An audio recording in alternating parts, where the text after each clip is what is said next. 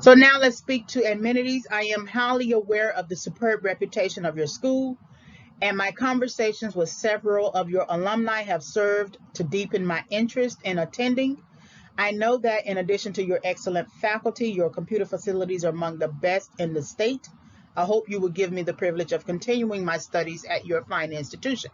So that statement, continuing my studies, is so clear that he's just not using that as some sort of sentence to people please, that we can see through his record transcripts as well as through the exploration in the personal statement, the previous paragraph, that he has been studying, that he has been engaging.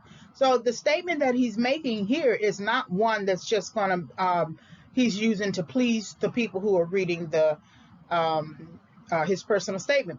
Also, admissions officers as well as the departments love it when you talk to the alumni.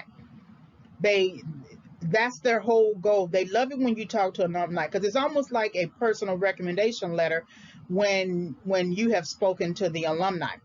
And he's also talking about the computer facilities which are necessary for what he wants to do in addition to the lab. So he's talking about the reputation of the school. Now that could be a little bit of pleasing, people pleasing.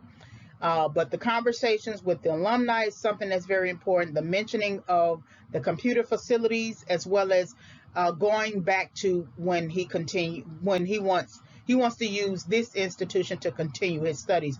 So he's saying not only that he's suitable for the field, but he's saying that the institution is suitable for preparing him for the field as well.